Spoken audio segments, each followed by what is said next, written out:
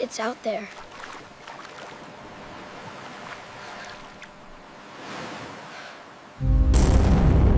The ocean is a graveyard without headstones. It is vast, beautiful, and utterly indifferent to human life. To the sailors who spend their lives traversing the deep blue, the water is not a friend. It is a beast that is always waiting to swallow you whole. On the morning of November 16th, the sun was hammering down on the Northwest Providence Channel in the Bahamas. The heat was relentless. The water was a blinding sheet of glass, reflecting the glare into the eyes of anyone foolish enough to look at it for too long. Cutting through this stifling heat was a massive Greek freighter ship, the Captain Theo. It was a giant of iron and steel, carrying cargo, carrying men who were bored, tired, and longing for land. Second Officer Nikolaos Spachidakis stood on the bridge, scanning the horizon with his binoculars. He wasn't looking for anything specific, just debris, birds, changes in the weather. It was a routine shift on a routine day. But then he saw it.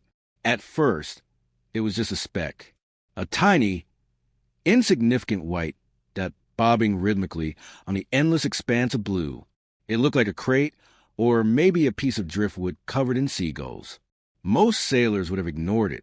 The ocean is full of trash, after all. But something about this white made Nikolaos freeze.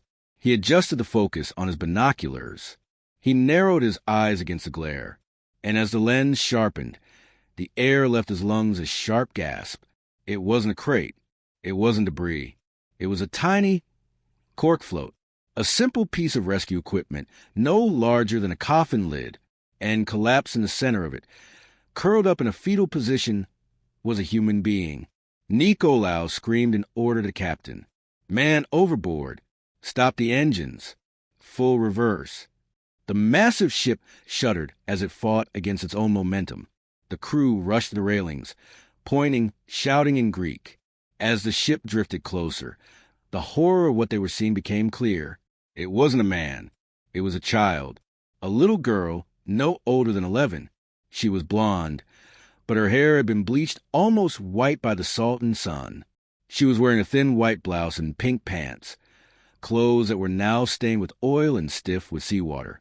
She wasn't moving. A silence fell over the deck of the Captain Theo. The sailors, hardened men who had seen storms and accidents, felt their hearts break. She looked dead. Her skin was blistered and peeling from 4 days of exposure to the brutal tropical sun. Her lips were cracked and swollen. Her eyes were fused shut, crusted over with salt. She looked like a broken doll that the ocean had chewed up and spit out. They lowered a crate, carefully, gently, urging her to grab it, but she was too weak. She couldn't lift her arms. She could barely lift her head. One of the sailors, risking his own life in the shark-infested waters, jumped in to help her. He lifted her fragile body, lighter than air, onto the lift. As they pulled her onto the deck, the crew gathered around. They were afraid to touch her, afraid she might shatter. They brought water, expecting her to scream for it. They expected her to cry for her mother. They expected panic. But the girl didn't cry. She didn't ask for water. Slowly, painfully, she opened her cracked lips. A whisper came out. It was a sound so dry, so broken, that the sailors had to lean in close to hear it. And what she said would haunt them for the rest of their lives. She didn't say, "Help me." She didn't say, "I'm thirsty." She whispered, "He killed them all." The sailors looked at each other.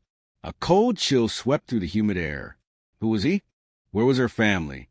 How did a blonde American girl end up floating alone on a cork raft in the middle of the ocean? To answer that question and to understand the monster she was talking about, we have to rewind the clock. We have to go back to the time before the sunburn, before the thirst, and before the blood. We have to go back to the beginning of the dream. Meet the Duperrault family. They were the picture of the American dream. Arthur Duperrault was a successful optometrist from Wisconsin. He was a good man, a man who worked hard, saved his money, and loved his family fiercely.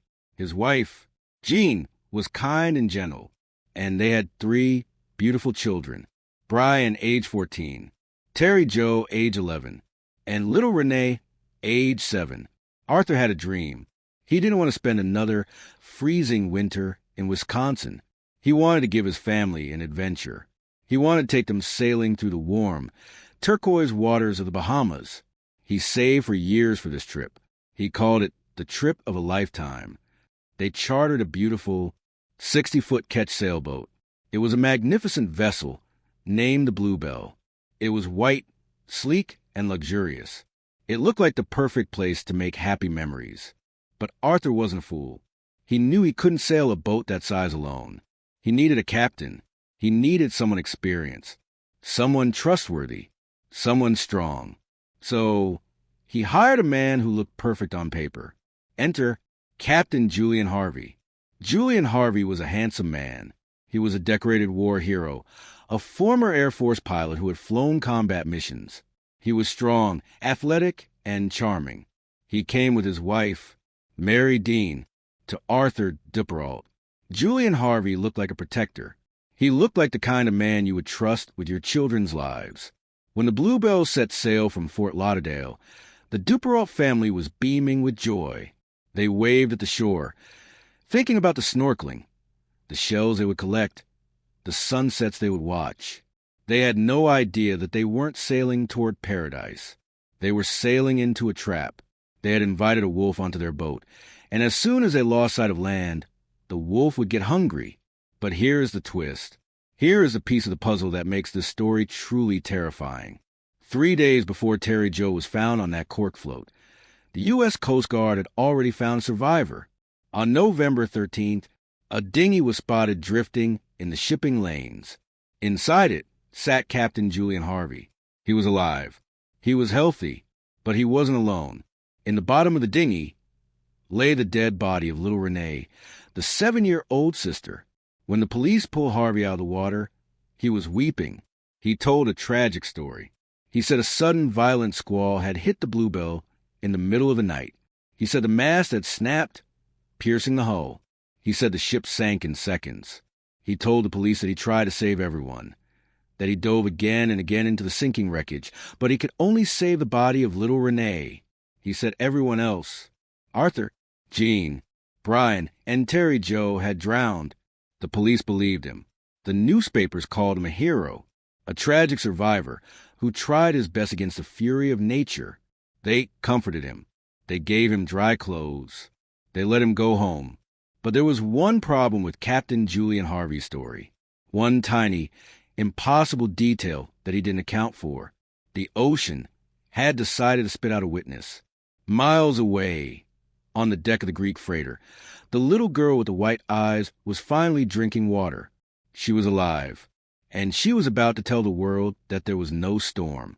There was no squall. The mast didn't break. The Bluebelle didn't sink by accident. As the Captain Theo turned its massive engines toward Miami, carrying the only witness to crime, the clock began to tick for Captain Harvey. He thought he had committed the perfect murder. He thought the ocean had swallowed his secrets.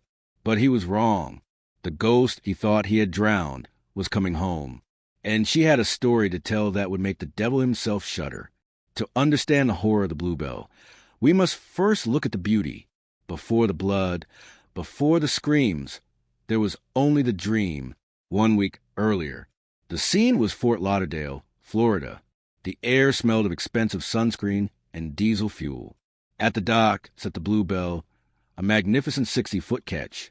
She was a queen among boats, gleaming white paint, polished teakwood, and tall masts that scraped the blue sky. Standing on the pier, staring up at this floating palace, was the Duperrault family. Arthur Duperrault, the hard-working optometrist, had a smile on his face that stretched from ear to ear. This was it, the moment he had worked his entire life for. He wasn't just taking his family on a vacation. He was taking them on an adventure. He wanted to show his children Brian, Terry Jo, and Renee the wonders of the world. He wanted to give them memories that would last forever. And then there was Terry Jo.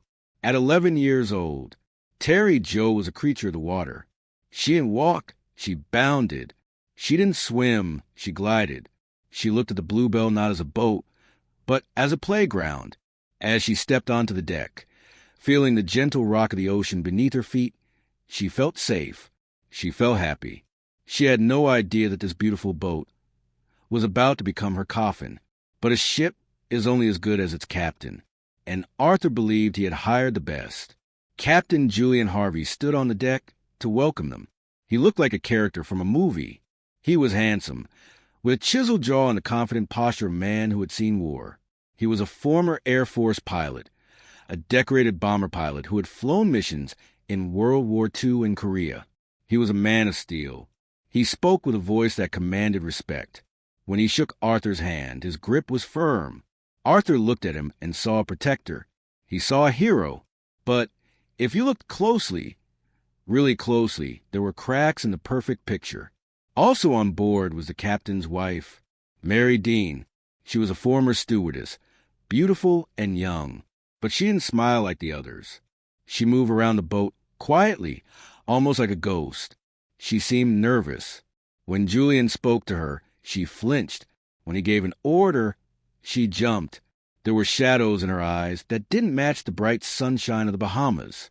She looked like a woman walking on eggshells, terrified of breaking one. But the Duperrault family didn't notice.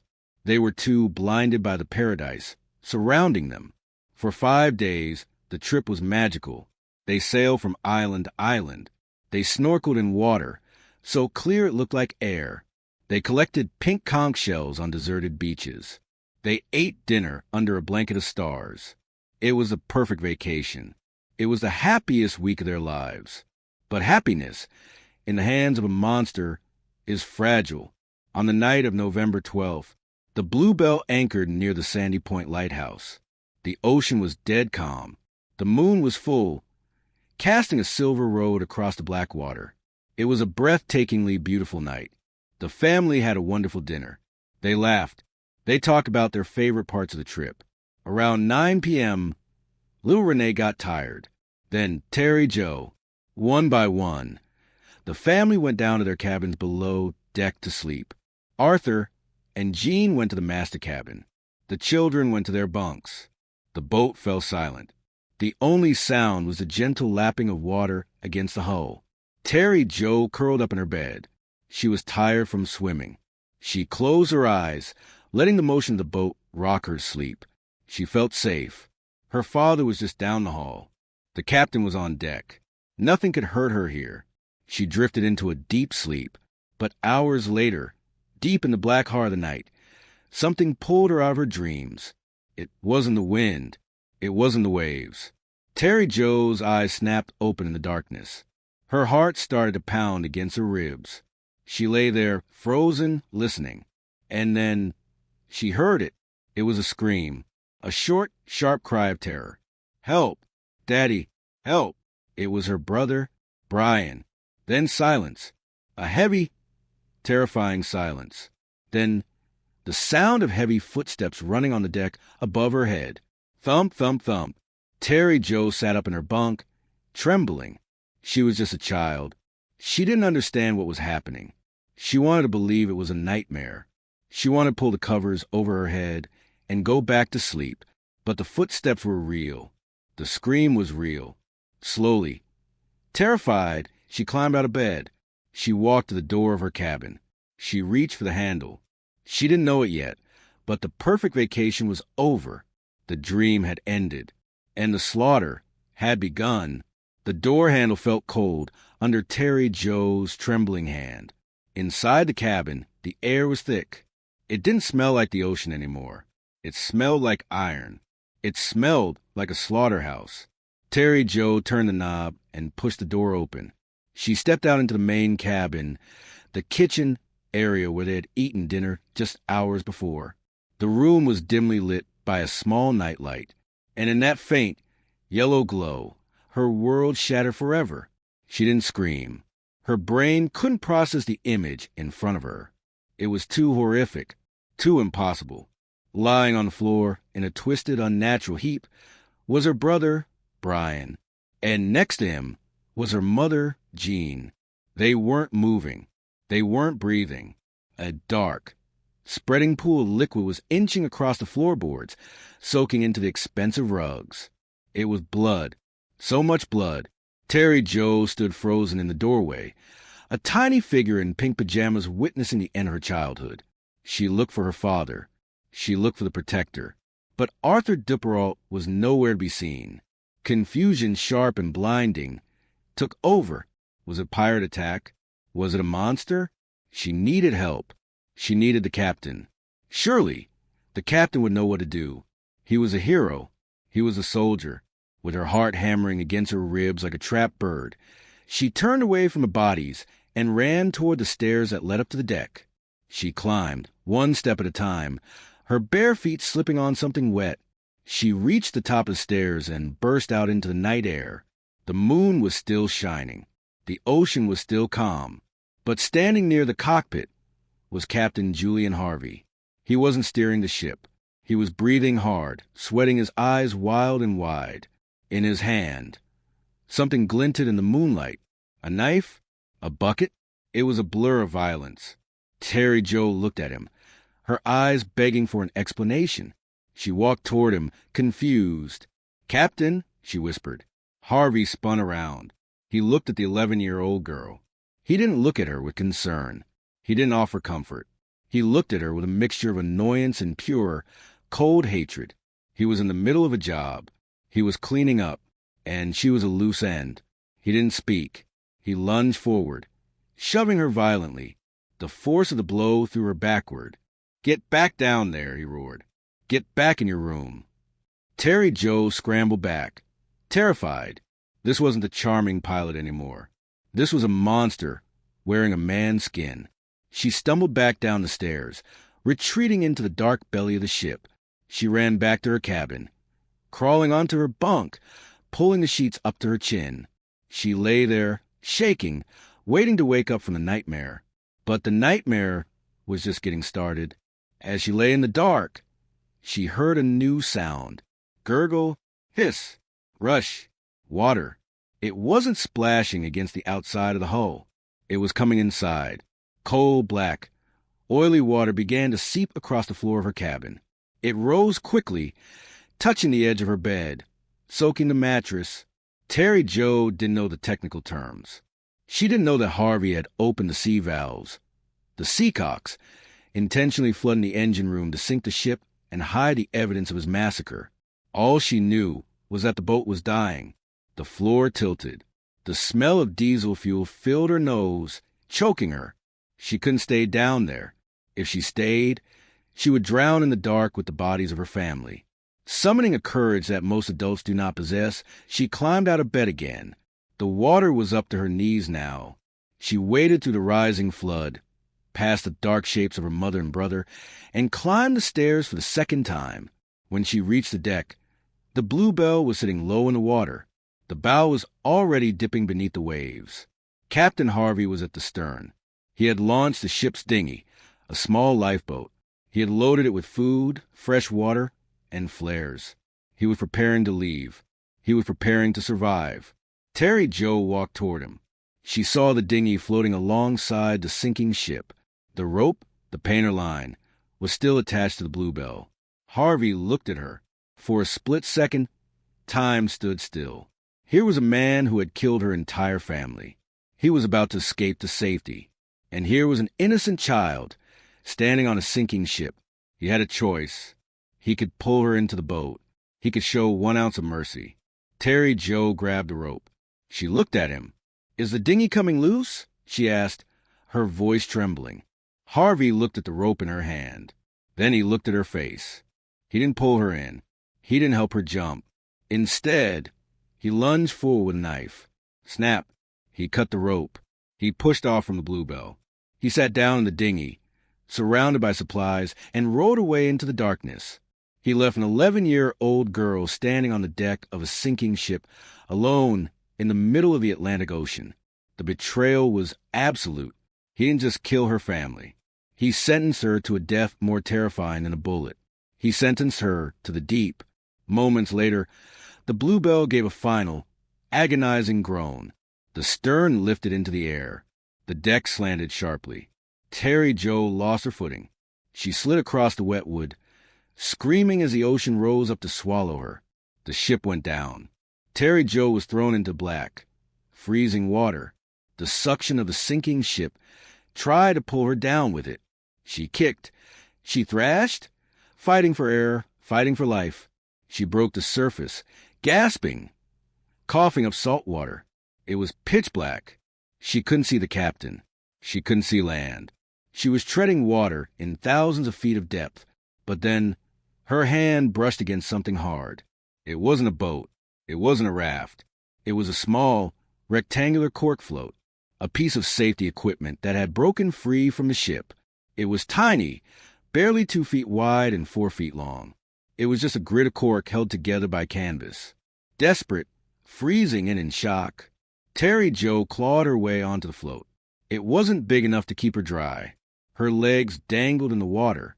Her body was half submerged, but it kept her head above the waves. She curled up into a ball, clinging to the wet cork. The silence of the ocean returned. The screams were gone. The ship was gone. Her family was gone. She was 11 years old. She was alone in the dark. And beneath her feet, the sharks began to wake up.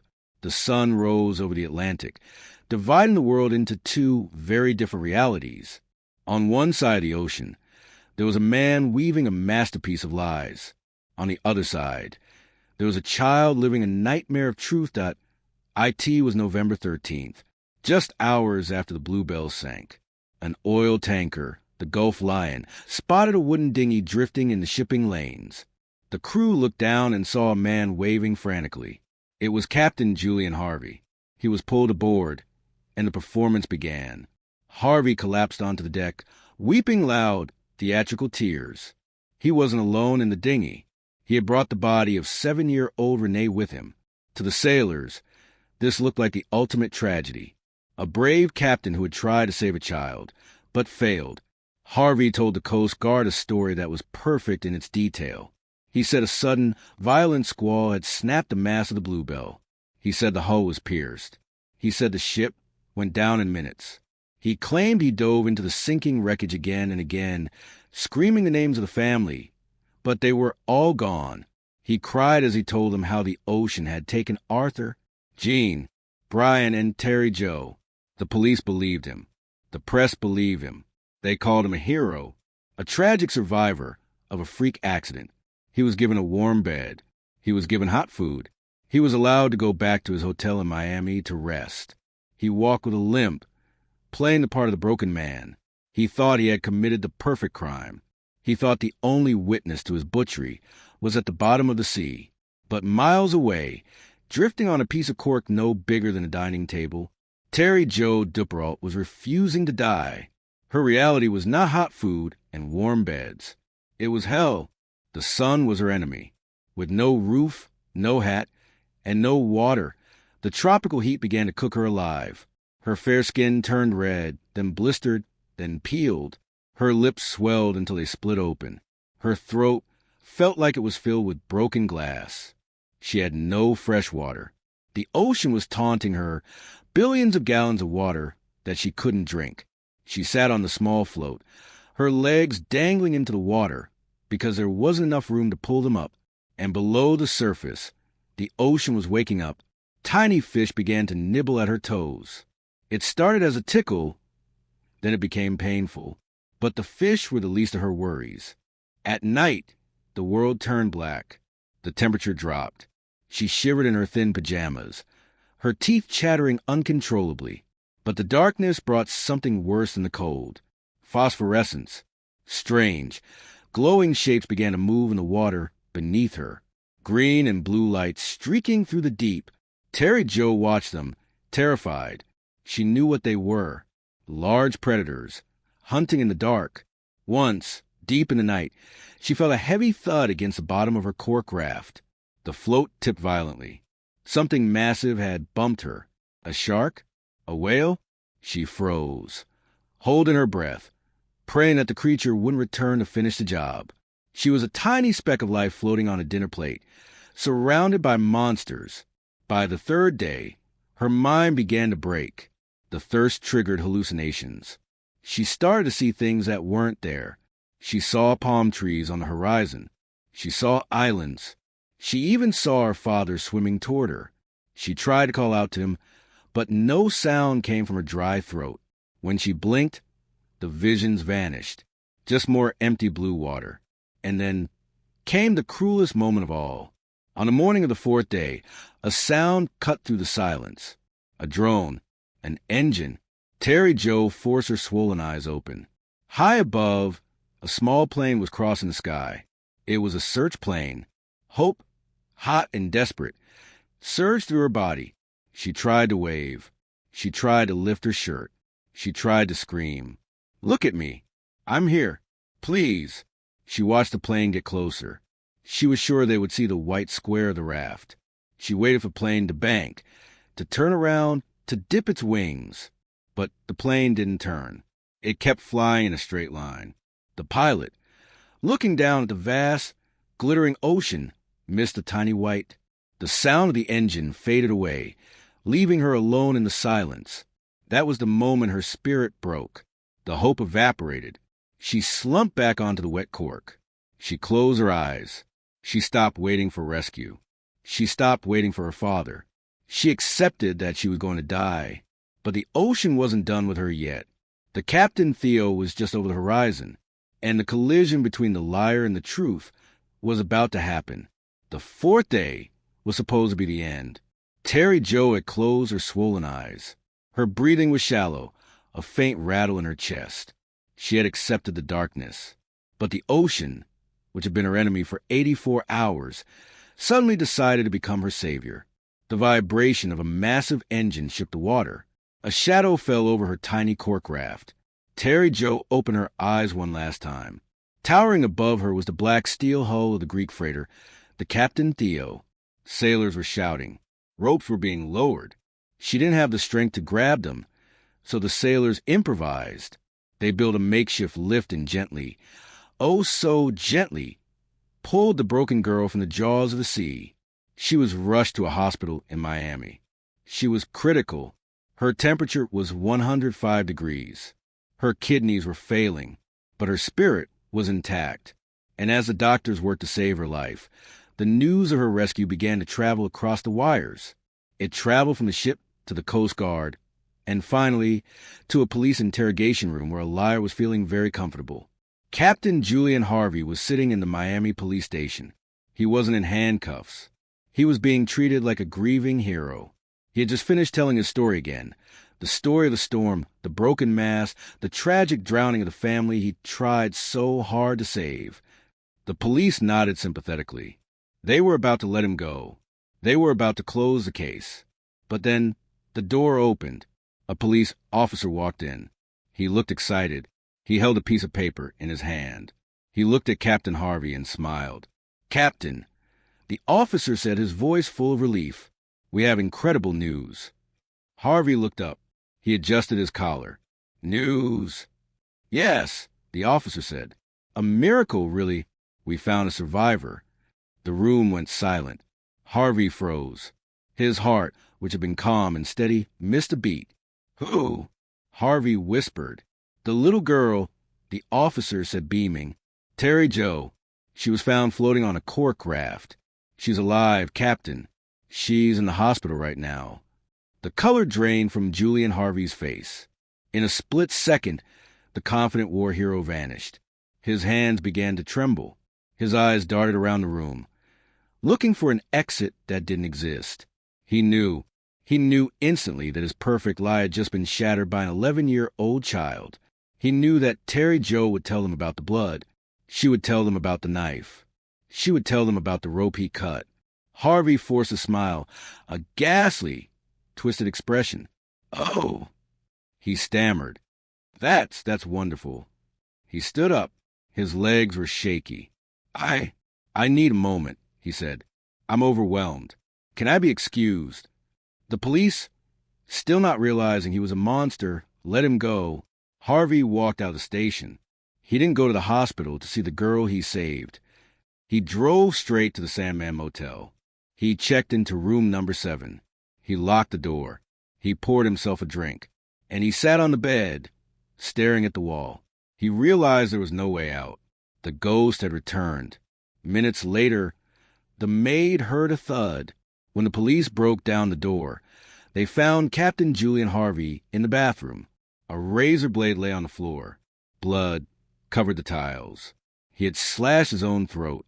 He had chosen to face death, rather than face the eyes of the little girl he tried to kill. In the days that followed, the truth finally came out. Terry Jo recovered, and she told the world everything. The investigation revealed the dark truth. Julian Harvey was in debt. He had taken out a double indemnity insurance policy on his wife, Mary Dean, just days before the trip. He planned to kill her for money, but Arthur Duperrault had seen something he wasn't supposed to see. The plan spiraled out of control, and Harvey decided to slaughter the entire family to cover his tracks. He thought he was smart. He thought he was powerful. But he made one fatal mistake. He underestimated the will of a child. Terry Jo Duperrault survived the sun, the sharks, and the silence. She grew up to live a quiet, peaceful life, carrying the memory of her family in her heart. As for Captain Harvey, his legacy is one of cowardice. He thought the ocean would wash away his sins.